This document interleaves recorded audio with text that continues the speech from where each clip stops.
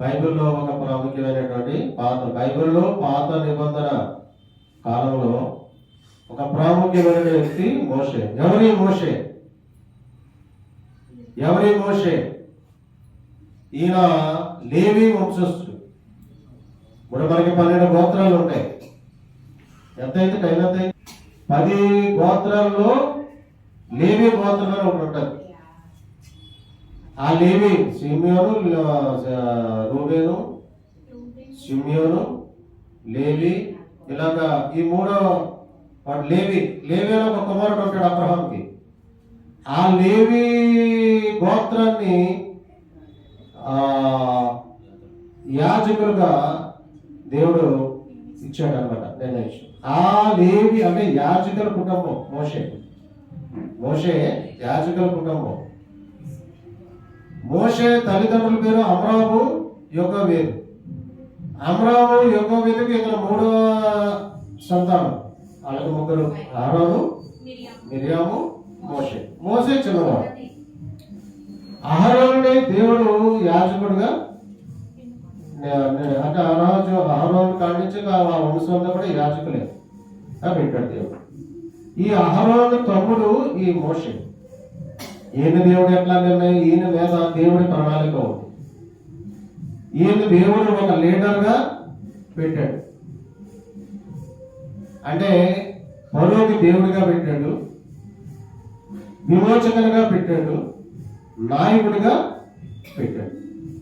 అంటే ఐగుప్తు దేశంలో బానిసలుగా ఉన్నటువంటి తన ప్రజలను విడిపించడానికి మోషేను దర్శించి మోషేతో మాట్లాడి మోషేని నాయకుడిగా నియమించాడు దేవుడు. ఈ మోషే గురించి మనము తెలియని వారు ఎవరు ఉన్నారు. మనం తెలుసుకోవాలి. మోషే ప్రతి ఒక్కరికి మరి ఎవరి మోషే అంటే చెప్పగలిగే స్థాయిలో మనం ఉండాలి. మోజెస్ అని ఇంగ్లీష్లో అంటారు. ఇతను 120 సంవత్సరాలు బతికాడు. ఎన్ని సంవత్సరాలు?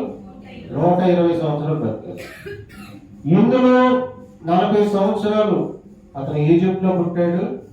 40 సంవత్సరాలు మరి పెరిగాడు. ఎక్కడ పెరిగాడు? ఐగుప్తులోనే పెరిగాడు. ఎవరి ఇంట్లో? ఫరో ఇంట్లో పెరిగాడు. సకల విద్యను నేర్చుకున్నాడు. ఆ తర్వాత 40 సంవత్సరాలు ఎక్కడికి వెళ్ళిపోయాడు? మిద్యాన దేశం పారిపోయాడు. మిద్యాన దేశం వెళ్ళిపోయి అక్కడ 40 సంవత్సరాలు ఉన్నాడు. అక్కడ ఒక సిప్పోరని ఒక ఆమెను పెళ్లి చేసుకున్నాడు. 2 కుమారులు అన్నాడు. 40 సంవత్సరాలు గొర్రెలను కాసాడు. అప్పుడు 40 సంవత్సరాలు పూర్తయినప్పటికీ దేవుడు దర్శించి నాయకుడిగా పెట్టి మళ్ళీ అదే ఈజిప్ట్ దేశం పంపించాడు.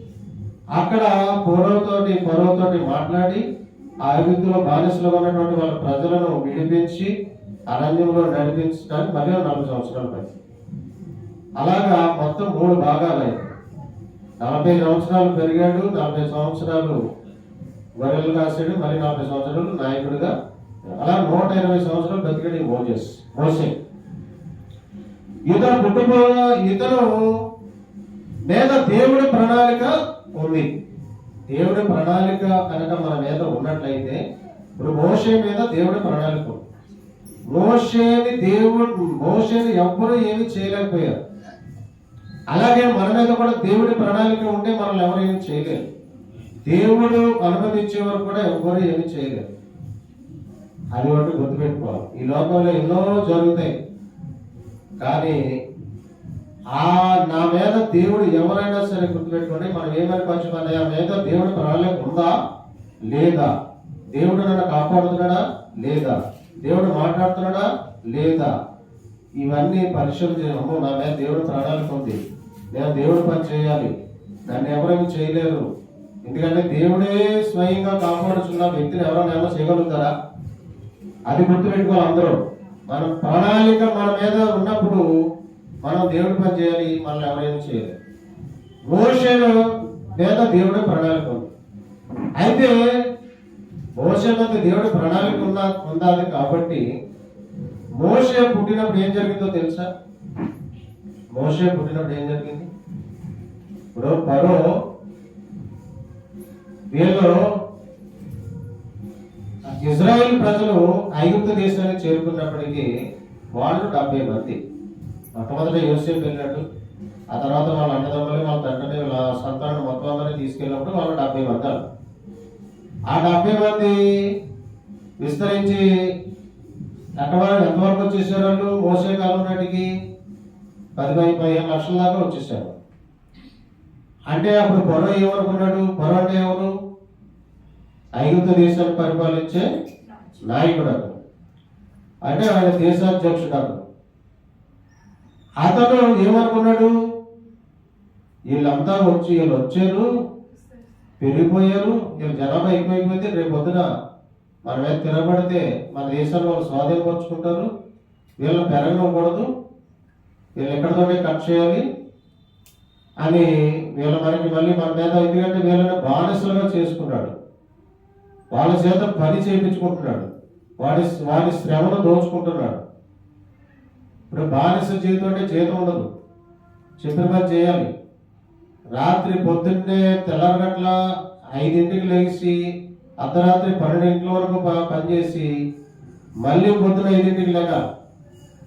వాళ్ళు ఏం పెడితే అదే తినాలి, స్వాతంత్రం ఉండదు, జీతం ఉండదు, గెంజేస్తే గెంజే తాగాలి, ఇష్టమైన కూరలు తింటా ఉండదు. అలాంటి జీవితం బానిస జీవితం. వీళ్ళని బానిసలుగా చేసుకున్నాడు ఫరో. అయితే ఈ జనాన్ని పెరిగిపోతున్నారు వీళ్ళు, రేపొద్దున మన మీద తిరగబడతారేమో, మన దేశాన్ని స్వాధీనపరుచుకుంటారేమో అని ఒక భయం ఫరో వేసినప్పుడు ఈ మగ పిల్లల్ని చంపేయాలి. మగపిల్లల్ని, ఇజ్రాయిల్కి సంబంధించిన మగపిల్లల్ని చంపేయాలి. చంపేయాలంటే ఏం చేయాలి? మంత్రగతులు ఉంటారు, ఇద్దరు వాళ్ళ పని ఏంటంటే పురుళ్ళు పోసేయమంటారు. చూడండి, వాళ్ళ పూర్వం ప్రతి ఆసుపత్రికి తీసుకెళ్తారు. పూర్వం ఎవరన్నా గర్భం ధరిస్తే మంత్రస్వాములు ఉంటారు, మంత్రగతులు కాదు, మంత్రస్వాములు ఉంటారు. వాళ్ళు వచ్చి పురుడు పోస్తారు. ప్రతి గ్రామానికి కూడా ఎవరో ఒకరు ఉంటారు మంత్రస్వామి. వాళ్ళు వచ్చి ఎవరైనా నొప్పులు వస్తున్నాయంటే వాళ్ళ దగ్గరికి వెళ్ళి వాళ్ళు వచ్చి వాళ్ళ పురుడు పోసి ఆ బిడ్డని కాపాడి అన్నీ చేయండి. అలాగే ఇద్దరు మంత్రస్వాములు ఉన్నారు. ఆ మంత్రస్వాములు ఏం చెప్పాడు తెలుసా?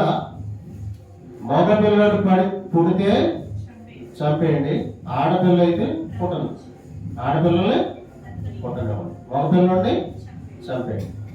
అలాంటి భయంకరమైన పరిస్థితి ఈ మోషే పుట్టినప్పుడు వచ్చింది.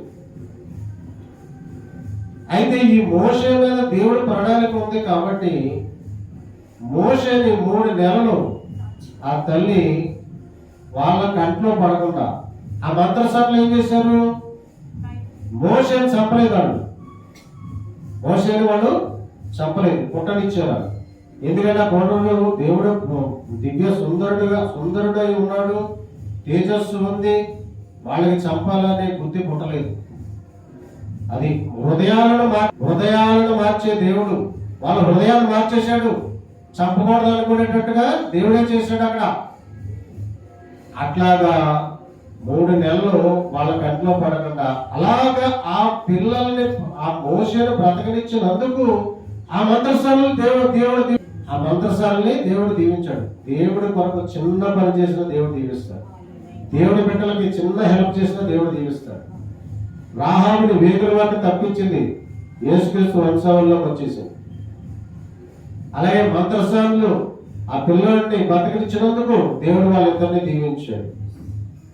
తండ్రిగా దేవుడు ప్రణాళికలో మోషే ఉన్నాడు కాబట్టి 3 నెలలు మరి ఐగుప్తీయుల మధ్య ఉన్నటువంటి ఆ చంటి బిడ్డని 3 నెలలు పంచడం మామూలు విషయమా? వాడు ఏడుస్తాడు కదా, చంటి పిల్లడు ఏడకుండా ఉంటాడా? మరి ఎలా పెంచగలిగిందంటే దేవుడు ప్రణాళిక. ఎందుకు పెంచగలిగిందంటే దేవుడు మరుగుపరుస్తాడు దేవుడు. ఆ బిడ్డ పెరగాలి, పెద్దోడు అవ్వాలి, నాయకుడు అవ్వాలి, ఇజ్రాయెల్ ప్రజలను తన ప్రజలైనటువంటి ఇజ్రాయెల్ విడిపించాలి. దేవుడి ప్రణాళిక ఉంది ఇక్కడ. కాబట్టి ఆ బిడ్డను చంపాలన్నా చంపలేకపోయారు. 3 నెలల తల్లి వాళ్ళు ఎలా పెంచిందో అంటే ఆ ఐగుప్తీయులకి ఏడుపు కూడా వినపడకుండా పెంచింది అని అంటే అది దేవుడి ప్రణాళిక, దేవుడి యొక్క కృప. అందుకనే దేవుడి కృప ఉండాలి, దేవుడి ప్రణాళిక ఉండాలి. అప్పుడు మనం ఎవరు ఏమి చేయలేదు. 3 నెలలు పెంచిన తర్వాత ఇంకా తన వల్ల కాక జమ్ము పెట్టెలో పెట్టి ఆ ఏట్లో వదిలిపెట్టేసి వాళ్ళ అక్క గమనిస్తూ ఉంది, ఈ పిల్లోడు ఎలాగెళ్తాడు, ఎక్కడికి వెళ్తాడు, ఎలాగెళ్తాడు. ఆ సమయంలో ఆయన ఐగుప్తు రాజు అయినటువంటి ఫరో కుమార్తె స్నానం చేయడానికి నదికి వచ్చింది.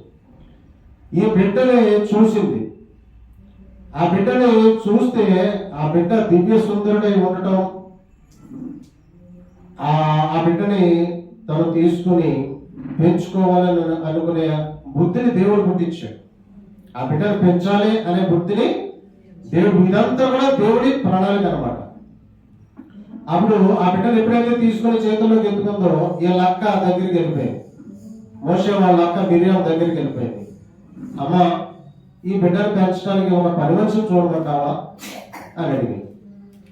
ఆ బిడ్డను పెంచుకోవాలనే ఆశ పుట్టింది. ఈ బిడ్డ హెబ్రీయుడు అని తెలుసు, హెబ్రీ జాతికి చెందినవాడని తెలిసినా ఆ బిడ్డ యొక్క సుందరుడై ఉండటం చూసి ఆ బిడ్డను పెంచుకోవాలని ఫరో కుమార్తె అనుకున్నప్పుడు ఈ మిరియాము, అమ్మ ఒక పని మనిషిని చూడమంటావా అని ఆ చూడమని. అప్పుడు ఈ మిరియాము వెళ్ళి వాళ్ళ అమ్మనే తీసుకొచ్చి మోషే తల్లిగా పెట్టి ఆ ఫరో గృహంలో పెంచు. అంటే దేవుడి ప్రణాళిక ఇక్కడ మనం చేయాల్సింది ఏంటి, మనం గుర్తించాల్సింది ఏంటిది? కన్న తల్లి వాళ్ళ పని మనిషిగా అయినప్పటికీ కూడా పని మనిషిగా వెళ్ళి కన్న తల్లే తన బిడ్డను పెంచేటట్టు చేశాడు దేవుడు. ఏ పొరవ చంపేయాలనుకున్నాడో ఆ పొరవ గృహంలోనే పెరిగేటట్టు చేశాడు దేవుడు మోషే. అది దేవుడి యొక్క గొప్పతనం, దేవుడి యొక్క మహిమ. అలాగా ఎవరు చంపేయాలనుకున్నారో వాళ్ళ గృహంలోనే పెరిగాడు మోషే. తల్లి చేతుల్లోనే పెరిగాడు మోషే. సకల విద్యలు నేర్పించాడు ఫరో. చంపాలనుకున్న వాడే సకల విద్యలు నేర్పించాడు. అదే అన్నమాట. మనల్ని ఎవరైనా దేవుడు ప్రణాళిక మన మీద ఉన్నప్పుడు, దేవుడు కృప మనకు ఉన్నప్పుడు, కొట్టాలనుకున్న వాడే భోజనం పెడతాడు, చంపాలనుకున్న వాడే ఆశ్రయిస్తాడు. అది అందుకనే దేవుడు కృప అంత గొప్పది, దేవుడు ప్రణాళిక అంత గొప్పది. ఈ దేవుడు మామూలు దేవుడు కాదు. మనం ఆరాధించే దేవుడు మామూలు దేవుడు కాదు. మనసులు మార్చే దేవుడు, హృదయాలు మార్చే దేవుడు. దేవుడు ఆత్మ పనిచేస్తుంది. మనం ఒక వ్యక్తి దగ్గరికి వెళ్ళినప్పుడు ఆ వ్యక్తి మన సహాయం మనం కోరినప్పుడు అతను మనల్ని సాధారణంగా ఆ దేవుడు ఆత్మ పనిచేస్తుంది. అక్కడ దేవుడు ఆత్మ పనిచేసిన అన్నప్పుడు ఏమవుతుంది? ఇవ్వనన్నప్పుడు కూడా ఇస్తాడు, రమ్మన్నవాడు రమ్మంటాడు.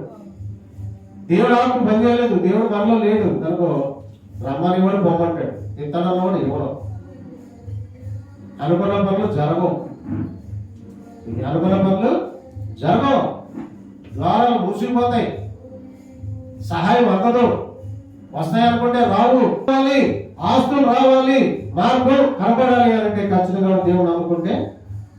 కొంచెం చెప్తుంది కదా పాస్టర్ సాక్ష్యం, నేను బాప్తిజం తీసుకున్న ముందు నాకు తలపోటు వచ్చింది, బాప్తిజం తీసుకున్నా తలపోటు తగ్గింది. రోగాలు తగ్గుతాయి బాప్తిజం తీసుకుంటే, ద్వారాలు తెరుచుకుంటాయి బాప్తిజం తీసుకుంటే, దేవుడి సహాయం అందుతుంది బాప్తిజం తీసుకుంటే. ఇస్తానన్నా ఎవరన్నా కూడా ఇస్తాడు. కోట్ల ఆస్తులు ఆగిపోతాయి అక్కడ, నువ్వు దేవుళ్ళకి వస్తే అవి వస్తాయి, అవి రిలీజ్ అవుతాయి, దేవుడు రిలీజ్ చేస్తాడు. అంటే కోల్పోయి తిరిగిస్తాడు దేవుడు. ఇవన్నీ తెలియక గ్రహించుకోలేక అబ్బే ఆ మొత్తము తలకే అర్థం కాదు. ఎందుకు అర్థం కాదంటే అపవాది గుడ్డుతాను, మనోనేత్రాలు వెలిగించబడలేదు, దేవుడిని నమ్ముకోవాలనే మనసు రావట్లేదు. దేవుడు ప్రణాళిక కలిగి ఉన్న మోషేని సంపాదన పొరవే పెంచాడు. దేవుని అంటే దేవుడు అంత గొప్పవాడని అసలు ఆ రకంగా పెరిగాడు, పెద్దవాడయ్యాడు. ఆ తర్వాత దేవుడు ఏం చేసి ఆ తర్వాత జరిగిన సంఘటన ఏంటి? వాళ్ళ 5 సహోదరులు దెబ్బలాడుకుంటున్నారు. మొట్టమొదటి ఏం జరిగింది? హెబ్రీయుడిని పట్టుకొని ఐగుప్తీయుడు పట్టుకొని కొడుతుంటే అది అన్యాయం చేస్తుంటే తట్టుకోలేక అటు ఇటు చూశాడు, ఎవరో చూడలేదని చెప్పేసి ఐగుప్తుని పట్టుకుని చంపేశాడు, ఇసుకలో కనిపెట్టేసి. ఎవరో చూడలేదని తప్పు చేయకూడదు, దేవుడు చూస్తూ ఉంటాడు. చీకట్లో తప్పు చేయకూడదు, దేవుడు చూస్తూ ఉంటాడు. కాబట్టి చీకట్లో పద్ధతి చూడండి, చీకట్లో మాట్లాడుకుంటూ ఉంటారు. ఎవరి బిడ్డలు ఉంటారు, ప్రేమించుకుంటారు, తల్లిదండ్రులకు తెలియకుండాను భర్తకు తెలియకుండాను చీకట్లో మాట్లాడుకుంటూ ఉంటారు. వాళ్ళు ఎవరు చూడరు, కానీ దేవుడు చూస్తాడు. రోడ్డు అంట జూబ్లీస్లో అక్కడ రోడ్డు అంటే వెళ్తూ ఉంటే జంటలో కనపడుతూ ఉంటాయి. వాళ్ళు ఏం చేస్తారంటే చీకట్లో మాట్లాడుకుంటూ ఉంటారు. ఎందుకంటే ఆ తర్వాత ఎన్నో సమస్యలు పొందించుకుంటారు. ప్రేమిస్తుంది, వాడు మోసం చేస్తే ఆత్మహత్య చేశారు. అక్రమ సంబంధం పెట్టుకుంటుంది, భర్త తెలిసిపోతే చచ్చిపోదు, లేదా వాడు చంపేస్తారు, లేదా వాడిని చంపారు. ఇవన్నీ అనర్థాలు జరుగుతాయి. అందుకనే చూడట్లేదు అని ఎప్పుడు అనుకోక దేవుడు చూస్తూ ఉంటాడు. నరులను దేవుడు పరిశీలిస్తూ ఉన్నాడు. ఎవరో చూడలేదని మోసం ఏం చేశాడు, ఇసుకలో కప్పెట్టాడు. మళ్ళీ వీళ్ళ సొంత సహోదరులు ఎబ్రిలు ఇంత దెబ్బలాడుకుంటే డైలీ ఏమయ్యా మీరు ఎందుకు దెబ్బలాడుకుంటారంటే, నువ్వా వేరే అధికారువా, వేరే తీర్పరువా, ఎవరు పెట్టాడు నిన్ను, ఆయన నిన్న ఐగుప్తుని చంపినట్టు మమ్మల్ని ఇక్కడ చంపాలనుకుంటావా, అయ్యి బాబోయ్ తెలిసిపోయింది అని చెప్పేసి అప్పుడు ఏం చేశాడు, మరో తెలిస్తే ఇప్పుడు నన్ను చంపేస్తాడు అని పారిపోయాడు. నిజాలు చేసి పారిపోయాడు. అంటే అది కూడా దేవుడి ప్రణాళికలో ఒక భాగం కావచ్చు. అక్కడికి వెళ్ళాడు, అక్కడ ఇత్రు అనే ఒక వ్యక్తిని కలుసుకున్నాడు. అతను మందలు కాయటానికి ఒప్పుకున్నాడు. వాళ్ళ కుమార్తె నుంచి పెళ్లి చేశాడు. 2 కుమారులు కన్నాడు. 40 సంవత్సరాలు గడిచిపోయాడు. దేవుడు దర్శించాడు. ఎలా దర్శించాడు దేవుడు ఆయన్ని? మండుచున్న పొదలో దర్శించాడు. పొద మండుతుంది కానీ కాలట్ల. సాధారణంగా ఒక పచ్చగడ్డ మీద పచ్చగా అట్టుకుంటే ఏదైనా కాలిపోతే పూర్తయిపోతుందా? కాలట్లా. సరే, దేవుడు యొక్క ఆ పొద మండుతోంది, కాలట్ల. దేవుడు దర్శించాడు, నిదానించి చూశాడు మోషే.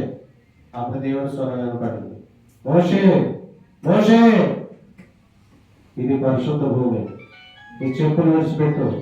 నేను మీ అబ్రహాం దేవుడిని, నేను మీ పూర్వీకుల దేవుడిని, నేను అబ్రహాం దేవుడిని, ఇస్సాకు దేవుడిని, యాకోబు దేవుడిని. ఇదిగో నా ఐగుప్తు దేశంలో బానిసలు ఉన్న వాళ్ళ ప్రజల మొర నేను ఆలకించాను. ఇదిగో నువ్వు వెళ్ళు, నేను నాయకుడిగా చేస్తా, మరొక దేవుడిగా చేస్తా, వెళ్ళి వాళ్ళు విడిపించు అని దేవుడు స్వరం వినిపించి మాట్లాడు. దేవుడు దర్శనం పొందుకున్నాడు మోషే. అయ్యా నాకు నోటి వాక్యం, నేను మాట రాదు, నేను ఎట్లాగా, మరో నా మాట వింటాడా? ఎలావయ్యా, నీ మాట రాకపోతే మీ అన్నయ్య నీతో నువ్వు మాట నీకు వాళ్ళ అన్నయ్యని పెడతాడు. అప్పుడు అహరోన్ని ఆ మాట్లాడడానికి అహరోన్ని పెడతాడు. తర్వాత మరో నా మాట వింటాడా? ఆయన రాజు, నేనంతండి ఆఫ్టర్ గొర్రెలు కాసుకునేవాడి నేను. మరో నా మాట వింటాడా? మరో వింటాడు. మరోకి నిన్ను దేవుడిగా చేస్తా. దేవుడిగా చేస్తాడు దేవుడు తెలుసా, మనల్ని దేవుడిగా చేస్తాడు. ఆయనకి ఇష్టమైతే, ఆయన ప్రణాళికలో ఉంటే, నేను వాడుకోవాలని అనుకుంటే, నేను జనాలకి నిన్ను ప్రవక్తగా నిలబెట్టుకుంటాడు. నేను అదే జనాలకు నేను దేవుడిగా పెడతాడు. అక్కడ ఎప్పుడైతే దేవుడిగా మనల్ని పెడతాడో, దేవుడి మీద ఎవరన్నా ఎదురు తిరుగుతాడా? తిరగలేరు. అప్పుడు మనం చూడండి, దేవుడు మనలో ఉన్నాడు అనుకోండి, మనం అంటే అప్పుడు దెయ్యాలన్నా ఒక ఆవిడ పార్టీ చెప్తుంటే, దెయ్యాలు మనం చూసినప్పుడంటే మనం కనపడుతుంటానికి, మనలో ఉన్న దేవుడు కనపడతాడు. దెయ్యాలు ఎప్పుడైతే మనలో దేవుడు ఉన్నాడో అప్పుడు ఆ దెయ్యాలు మనల్ని చూసి పారిపోతాయి, మనల్ని ఏం చేయలేదు. దెయ్యం కనపడలేదనుకో అప్పుడు వస్తాయి, మీద పడతాయి, ఇలా నీళ్ళు వచ్చాయి. మరి నీలో దేవుడు కనపడాలంటే ఎలా ఉండాలి? మనలో దేవుడు కనపడాలి ఎలా ఉండాలి? మనం కరెక్ట్ గా గవర్నమెంట్స్ పొందాలి, కరెక్ట్ గా రక్షణలోకి వచ్చేయాలి. పరిశుద్ధాత్మ దేవుడు మన ఉదయంలో ఉన్నప్పుడు ఏం చేస్తాడంటే, ఆ దేవుడు కనబడతాడు దెయ్యాలకి, మనిషి కనపడతాడు. ఆ దేవుడు లేకపోతే అప్పుడు ఏం చేస్తాం? మనం కనపడతాం.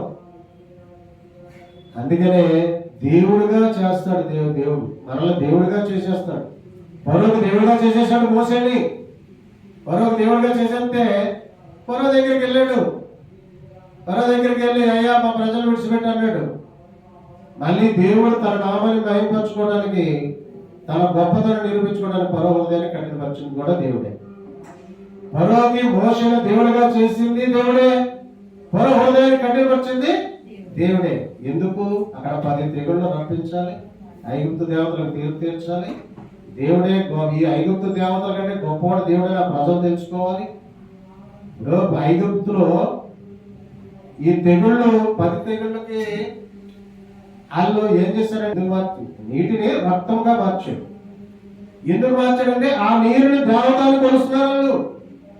అప్పుడు ఆ నీటినే ఈ నీరు దేవత, ఈ మా దాహాలు తీరుస్తున్నాయి, మా ఆకలి తీరుస్తున్నాయి, మమ్మల్ని పోషిస్తున్నాయి, మా పశువులను పోషిస్తున్నాయి ఈ నీళ్లు, మమ్మల్ని పోషిస్తున్నాయి ఈ నీళ్లు, మా వ్యవసాయాలు పండిస్తున్నాయి ఈ నీళ్లు అని ఆ నీటిని దేవతగా కొలుస్తున్నారు. ఏమంటారు? కూర్చోండి, గంగాదేవి అంటారు కదా, గంగాదేవి ఇప్పటికీ కూడా ఉన్నాయి కదా, ఇప్పటికీ కూడా ఉన్నాయి. అయితే ఆ గంగాదేవి కంటే గొప్పవాడిని నేనని నిరూపించుకోవడానికి ఆ గంగాదేవుడు రక్తంగా మార్చేశాడు దేవుడు. కప్పలు దేవుడిని పూజిస్తున్నారు వాళ్ళు. ఆ కప్పలంటే నేను గొప్పవాడిని, ఆ కప్పల్ని వాళ్ళ ఇళ్లలో ప్రవేశపెట్టాడు దేవుడు. అంటే దేవుడు ఎంత గొప్పవాడు అనేది ఒకసారి ఆలోచించాడు.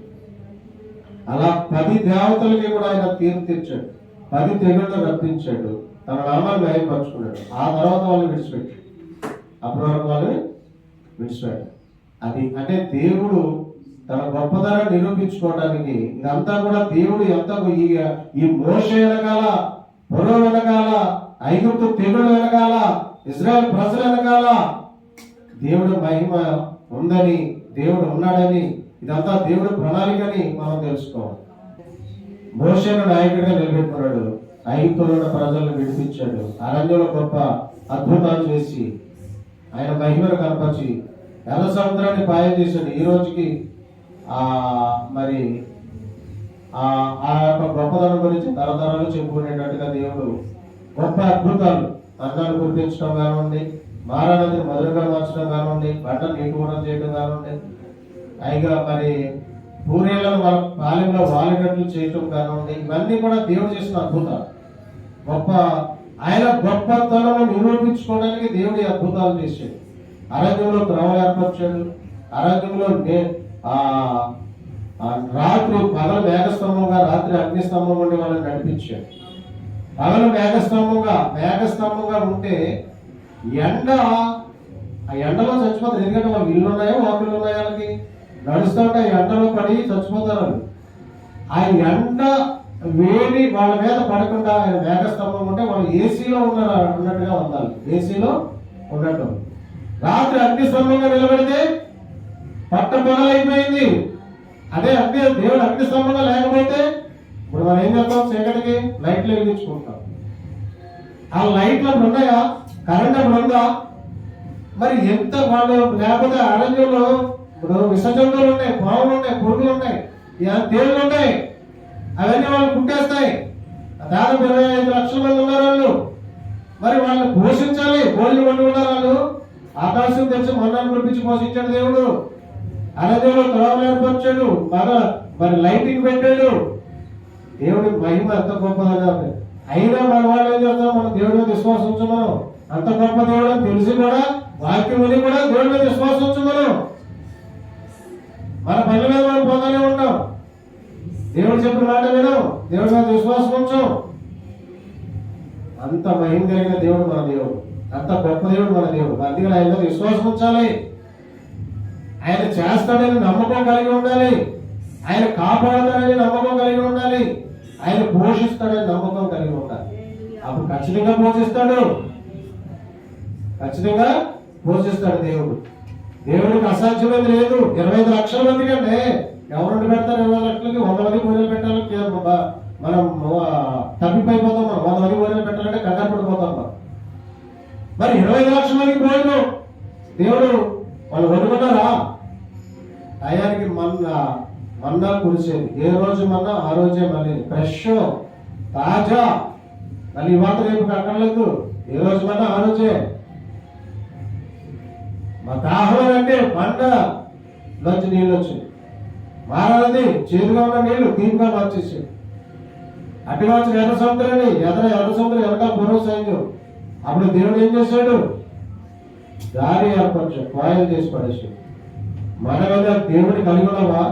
ఎర్ర సముద్రంలోని సమస్యలు పాయం చేస్తాడు దేవుడు.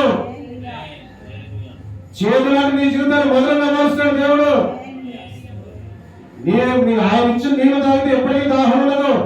ఆయన ఇచ్చిన ఆహారం తింటే ఎప్పటికీ ఆగలేదు. ఆయన ఇచ్చిన బట్టలు కట్టుకుంటే నీ బట్ట మాయదు. ఆయన ఇచ్చిన వాహనానికి ప్రమాదం జరగదు. మరి ఆయన దగ్గర నుంచి పొందుకుంటున్నావా? ఆయన సహాయం పొందుకుంటున్నావా? ఆయన ఇచ్చే నీళ్లు త్రాగుతున్నావా? ఇంకా లోకంలోనే ఉన్నావా?